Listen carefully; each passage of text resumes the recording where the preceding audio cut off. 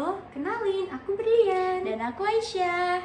Di video kali ini kita akan belajar tentang geografi. Langsung aja yuk kita ke pembahasannya. Apa sih mobilitas penduduk itu? Kamu tahu nggak kebiasaan yang dilakukan masyarakat Indonesia saat Lebaran? Mudik bukan? Yap, bener banget. Itu termasuk salah satu dari mobilitas penduduk loh. Terus, kalau aku lagi liburan, itu termasuk mobilitas penduduk? Iya dong, itu semua termasuk dari mobilitas penduduk non-permanen.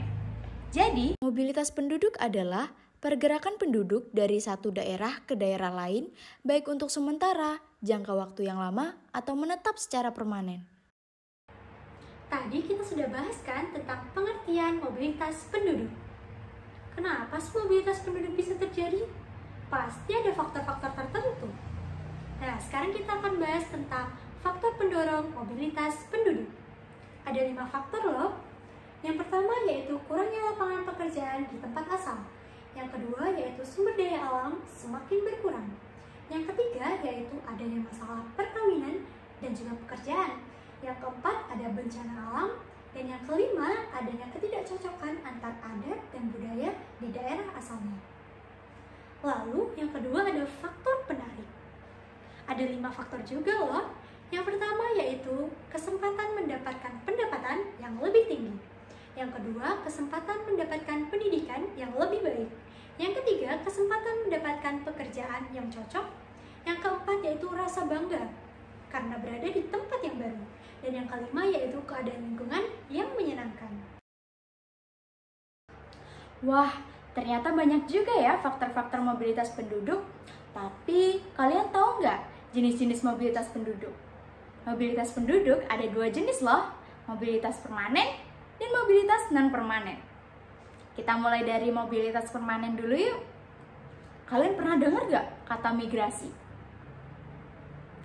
Migrasi juga biasa disebut dengan mobilitas permanen loh, yaitu perpindahan penduduk untuk menetap dari suatu tempat ke tempat lain melewati batas administratif atau batas politik atau negara. Mobilitas permanen dikelompokkan menjadi 2 loh, yaitu mobilitas internal dan mobilitas eksternal. Mobilitas internal adalah perpindahan penduduk dari suatu wilayah ke wilayah lainnya dalam satu negara.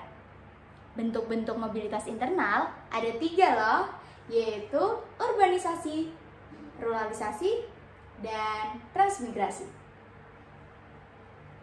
Urbanisasi adalah bertambahnya proporsi penduduk yang berdiam di daerah perkotaan yang disebabkan oleh pertumbuhan penduduk dan perluasan daerah perkotaan. Ruralisasi adalah perpindahan penduduk dari kota kembali ke desa.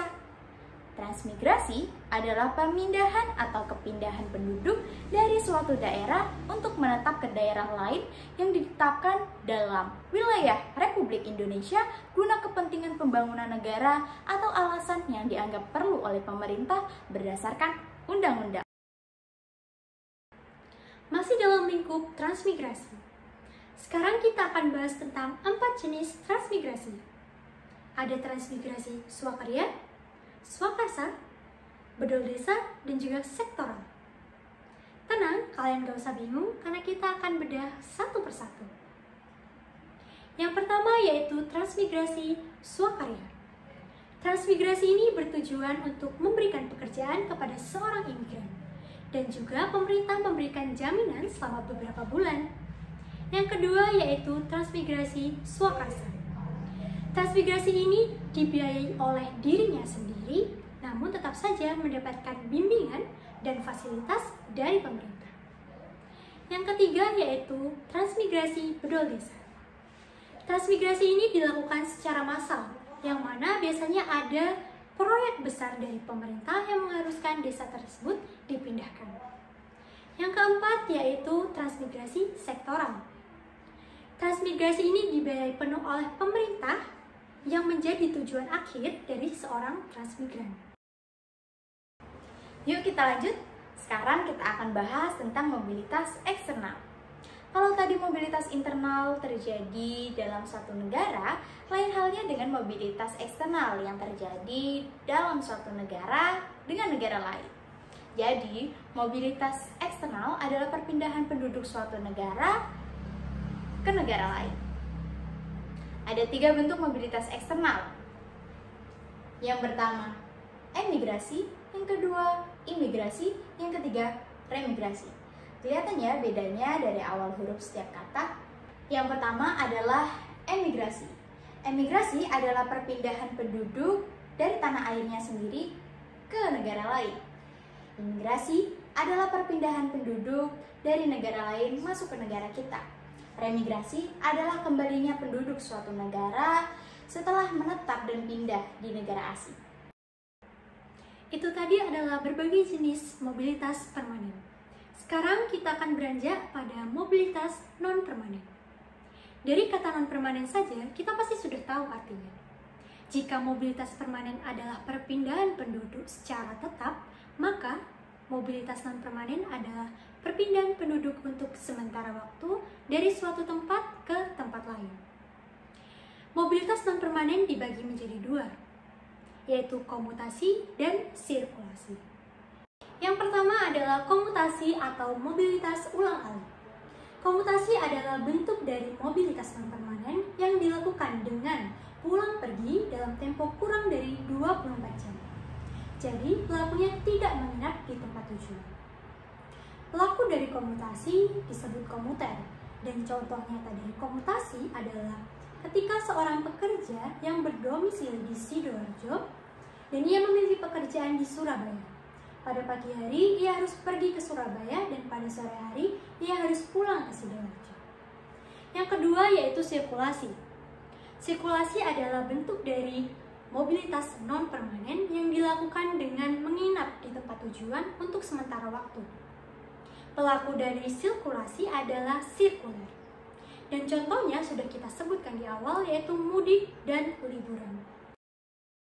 Berarti kalau kakakku kerja di luar kota, itu termasuk mobilitas penduduk ya? Kenapa sih kok kelihatan bingung? Ini loh, aku barusan kepikiran. Kalau kakakku kerja di luar kota, itu termasuk mobilitas penduduk bukan ya? Udah, nggak usah bingung, habis ini kita bakal bahas kok mobilitas tenaga kerja. Emang beda ya? Beda dong. Menurut Undang-Undang Republik Indonesia Nomor 13 Tahun 2003 tentang Ketenagakerjaan, tenaga kerja adalah setiap orang yang mampu melakukan pekerjaan guna menghasilkan barang dan jasa, baik untuk memenuhi kebutuhan sendiri maupun untuk masyarakat. Mobilitas tenaga kerja dibagi menjadi 2 tipe. Yang pertama stayers, yang kedua movers. Stayers adalah tenaga kerja yang bekerja di lokasi yang sama dengan lokasi tempat tinggalnya. Sedangkan movers adalah tenaga kerja yang bekerja di lokasi berbeda dengan tempat tinggalnya.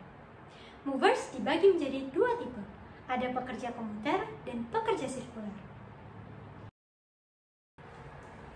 Wah, banyak banget ya pembahasan tentang mobilitas penduduk dan mobilitas tenaga kerja. Nah, karena itu cukup sekian pembahasan dari kami. Jangan lupa like, Comment, and subscribe. Bye-bye!